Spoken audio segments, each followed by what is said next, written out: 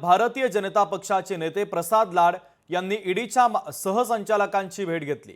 ईडीला 500 पानांची फाईल आणि pen drive त्यांनी दिलेले खरा गाळ खोटा गाळ कोणी आणि कसा काढला हे समोर येईल असं प्रसाद लाड यांनी म्हटलं। मिठी नदी घोटाळा प्रकरणी 16 लोकांवर गुन्हा दाखल करण्यात आलेला आहे।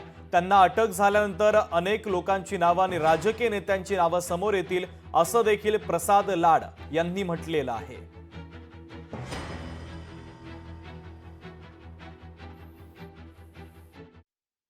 खूप मोठा पेनड्राईव्ह बॉम्ब हा आज मी ईडीच्या हातात दिलेला आहे। मला वाटतं की याचे धागेदोरे मुंबईपासून दुबईपर्यंत, दुबईपासून लंडनपर्यंत मिळतील। कशा प्रकारे मनी लॉन्ड्रिंग झाली, कशा प्रकारे पैसे बाहेर पाठवले गेले, कशा प्रकारे याच्यातला गाळ उपसाचं प्रकरण झालं, खरा गाळ किती काढला, खोटा गाळ किती काढला, कशा प्रकारच्या गाड्या वापरल्या गेल्या, त्याचे कसे खोटे कागदपत्र केले गेले, कुठल्या मशीन्स वापरल्या गेल्या, याची पूर्ण माहिती ही मी आज अधिकाऱ्यांना दिलेली आहे। मला वाटतं की चौकशी चालू आहे, त्यामुळे त्यापेक्षा जास्त काही बोलणं योग्य होणार नाही। कुठल्याही चौकशीची माहिती ओपनली देणे योग्य नाही। चौकशीमध्ये त्यामध्ये